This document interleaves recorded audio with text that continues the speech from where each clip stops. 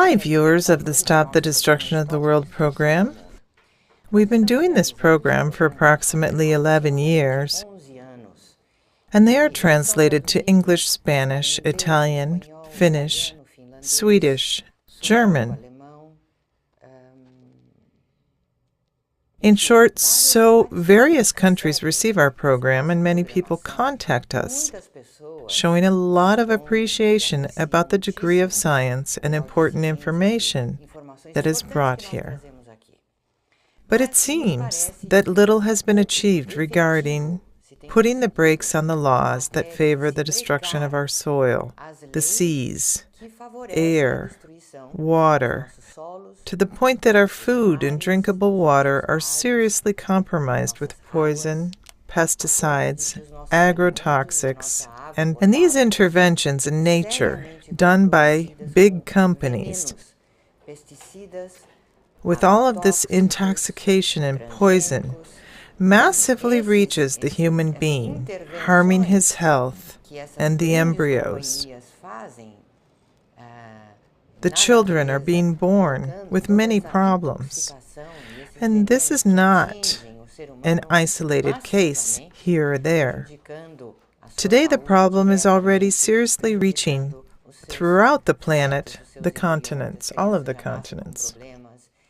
As far as we know, from 2010, on a new food code already approved by 170 countries, they will all armor the multinationals' action, giving them the power over any legal action that could come from the people in general.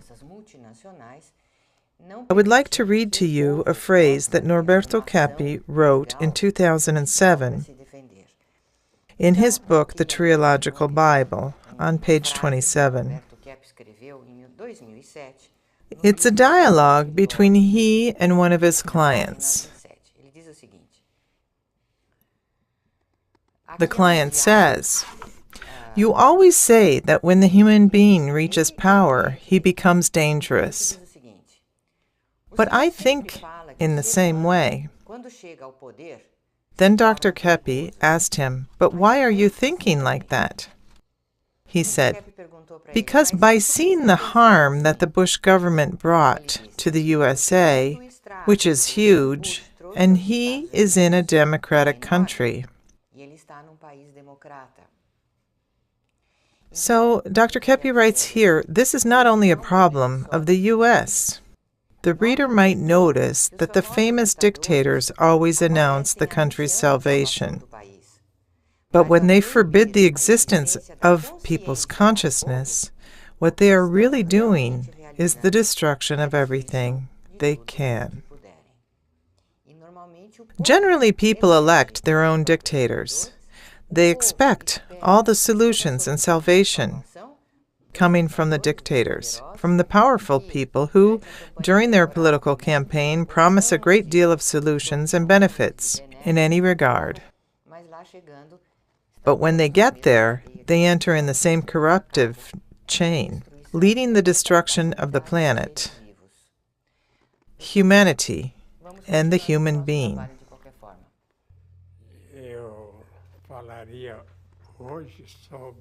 I would like to speak today about the origin of a philosophy, a way of thinking, or we can call it a theology as well, and even a correct science that was created in ancient Greece, 300 to 400 years before Christ.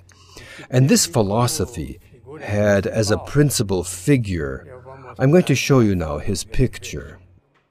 Plato. Plato introduced a number of fundamental ideas that brought the Greece of that time out of its ignorance. So he was responsible for the development of an incredible civilization that later on with Romero, who wrote the Iliad, the Odyssey, turning Greece into a world leader, giving the right orientation for the world. So let's see then, what were Plato's ideas?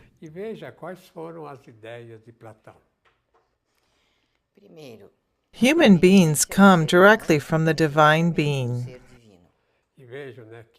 Nowadays, many orientations want to take the divine being out of the picture, who is the creator and responsible for all actions, including that of the human being. But Plato committed a mistake. The Platonic dialectic process is erroneous. As Plato followed Zoroaster, he put the yes with the no, the right with the wrong, in order to create what he called the true reality. Because of this, he was later on eliminated from civilization. Now, let's see another important element that he brought, referring back to the chart. In second place, The knowledge of an infused character. the knowledge we have comes from our inner selves. Therefore, it is something infused in the human being. It's something that the Creator has put in the creature so that he would have the ability to construct a true society. We can say that what the human being thinks, what the good human being thinks, is what is right, what is beautiful and virtuous. Let's see now, thirdly. The existence comes from the inner self. And not from the external world, as it was later on proclaimed by the people who have rejected this Platonic orientation. Let's see now, fourthly. Goodness is the foundation of everything. Plato used the word divine. He put goodness as the basis of everything. The human being should act for the sake of what is good, and not as it is nowadays, where the human being generally directs his life according to money. In his work, for example, he wants to see how much he's going to earn, instead of seeing what type of work he's going to do. What good is he going to bring to society? The ethics that he can bring to the world, show to the world. Anyway, Platonism was followed later on in the 4th century. Let's see by whom. Saint Augustine. Augustine. I'm going to show you data about Augustine based on Plato. Augustine's grandeur. The inner life has a direct communication with God. See how our inner life directly communicates with God. Now, a very sick individual that sometimes attains a position of power in society creates enormous discord and problems. So we see that either an individual is connected to God, a good individual, or, as in a sick individual, can be connected to Lucifer, these sick, crazy angels, to such an extent that we need to verify just what the person is deciding to do, especially those who are in power, to see whether it is something good or something awful for the people. Let's see now in second place. Consciousness of doubt is already the absolute certainty. Look how interesting. He brings up consciousness here, not the doubt itself. He says that if the individual doubts, it's because deep inside he knows what is right. So he doubts what he knows is true. Therefore, a person can only doubt something that inside he knows it is absolutely right. And let's see now, thirdly. The soul has all the goodness possible given by God. The only problem here is that he reduced the human being, his good aspect, to that of a soul. But we can say that both the body and soul are one. They are united, and that both are good.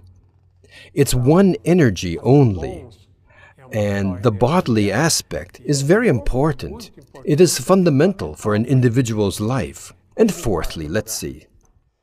Consciousness of imperfection and misery is characteristic of the elevated beings. Augustine has a partial grandeur because of Platonism. He followed Plato's wrong idea about dialectics. But in relation to the rest, he was absolutely correct. So Augustine was followed until the 12th century, when they started to introduce other elements of knowledge. And in the 11th, 12th century, there is a very important figure here to consider. Look who he is. Anselm from Canterbury. What did Anselm say, referring now to the chart? Humanity's renovation comes first through the true revelation, Anselm. Credut ut intelligas. And what did he mean by this? That the person has to believe in order to understand. So notice that he has practically put theology as the basis of civilization. And nowadays, when considering something, the tendency is to take theology out. And so now, just look at one of the individuals most responsible for the present state of our civilization. Louis Pasteur. What did this man do, Louis Pasteur? Let's see the chart. Disasters of Pasteur's theories. First, a frightening increase of paranoia and mistrust among the human beings. Because Pasteur saw in bacteria, he saw in elements of blood composition, something that he espoused to be dangerous.